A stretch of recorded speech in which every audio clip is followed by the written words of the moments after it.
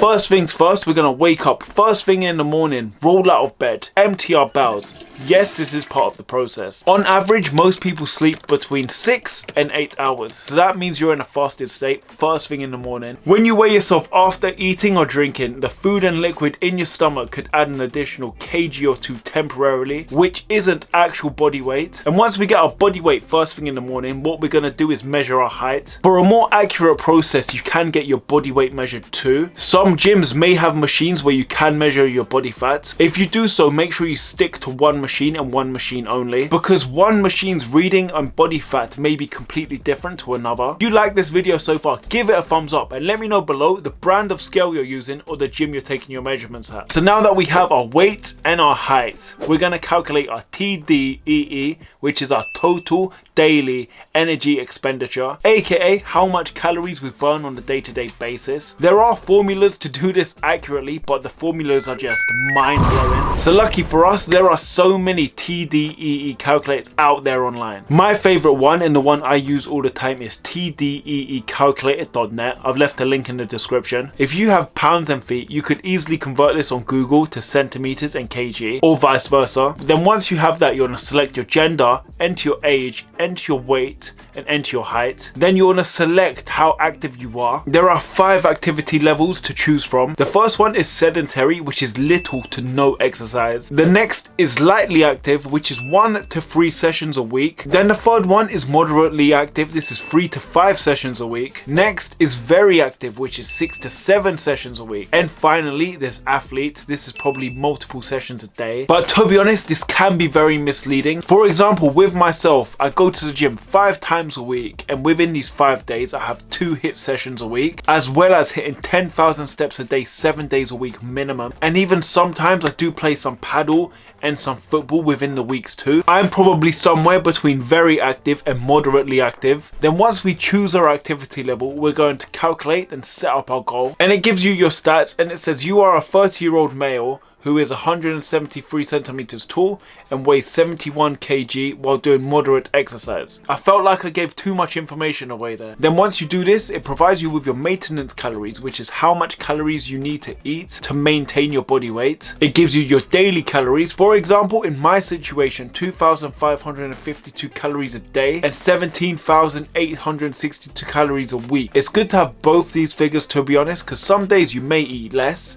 and some days you eat more. So just as long as you're eating that week's worth, that's the most important thing. And once you get to the bottom, it gives you your maintenance calories, your cutting calories, and your bulking calories. In simple terms, cutting is 500 calories less than your maintenance, and bulking is 500 calories more than your maintenance, making the cut being a deficit and the bulk being a calorie surplus. This 500 calorie deficit will help you burn 0.5 kg a week, but if you want to eat slightly more, so maybe 250 calorie more than that cut in calories they advise, you will go from losing 0.05 kg a week to 0.25 kg a week. So that means this cut will be a lot slower and a longer process. And also with the bulk, this 500 calorie surplus may be a little bit too much, and it might get to a point where you're putting a little bit too much excess fat. So if you want to reduce the amount of fat you're putting on during a bulk, can maybe increase your calories by about 50 to 100 of your maintenance. This is something called main gaining, which Greg Doucette preaches about, and this is basically maintaining your current weight but gaining slowly, so without putting on any additional fat, which I think is genius, because I've got to the top of a bulk once and I just felt like absolute trash. So if I knew about main gaining prior to going on a bulk, I would have reconsidered my options.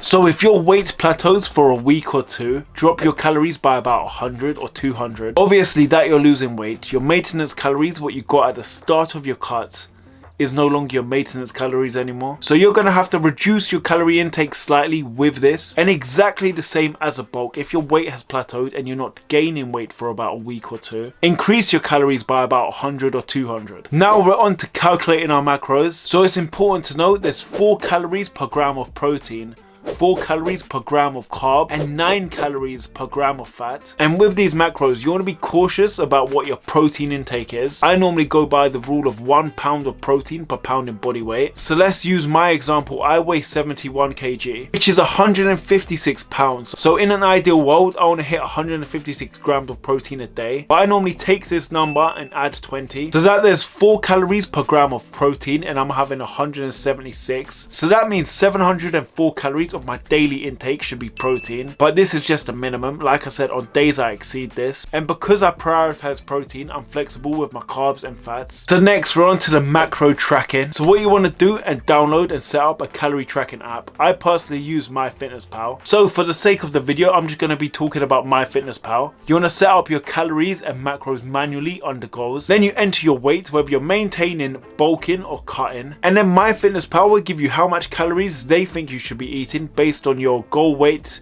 your current weight and your activity level. But I like to input my own nutrient goals below. Just to clarify, I'm not on the premium version, I'm still on the free one, so I can't do everything manually. So on the standard version, now you can't choose the exact number of protein, carbs or fat you want to eat. You can't get the exact amount of protein what you want. So if I raise this by 5% and drop the carbs slightly, and this gives me now 192 grams of protein. Sometimes I do exceed this number, but my target is to hit a minimum of about 176. And like I said previously, I'm flexible with everything else, just as long as I'm hitting my protein. So if your protein is high, whether on a cut, maintenance or bulk, this will help you get stronger and really help with progressive overload. So that's why my protein is priority. So now that we've got MyFitnessPal set up, it's time to weigh the food with a kitchen scale. At first it can be a little bit daunting, especially having an empty library on MyFitnessPal. But the more and more you do this, the more your library builds up and the less you have to scan food. I rarely scan food anymore just because I've been doing this years and I've built up my library on MyFitnessPal. So make sure you scan every single barcode on MyFitnessPal, and this will provide you with all the macronutrients of the food what you've just scanned. And sometimes you do forget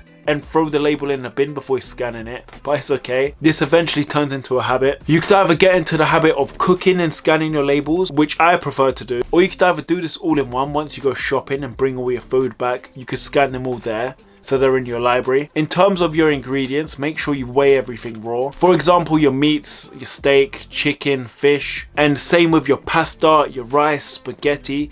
You got to weigh that all uncooked, just because the pasta, the rice will absorb the water.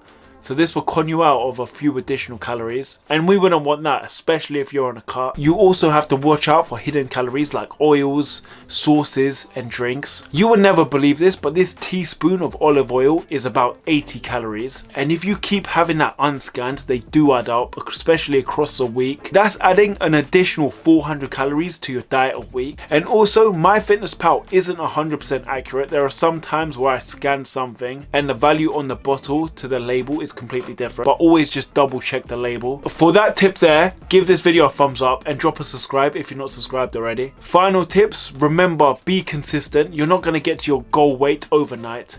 Weight loss or weight gain is a process. And finally, this is the most important tip, and I personally wish I've realized this at a younger age. You should only really be counting every single thing that goes into your body if you're competing. So I went from 25% body fat, roughly about 83, 85 kg, to about 69 kg, 13% body fat, and I more or less counted my calories Monday to Friday. I was very flexible over the weekend. This is because I do get my 10,000 steps a day. Your 10,000 steps a day burns roughly between 350 to 500 calories a day. That's 2,500 to 3,500 calories a week, and it definitely does give you some leeway with your diet to enjoy yourself and go out with your friends. So if you want to go for a meal with your friend, don't miss out just because you're cutting or bulking. So one meal out a week with your friends isn't going to ruin your diet. So you could either prioritize protein with this meal, or if not, it's not the end of the day. If you found this video beneficial, give it a thumbs up, and if you're not subscribed already,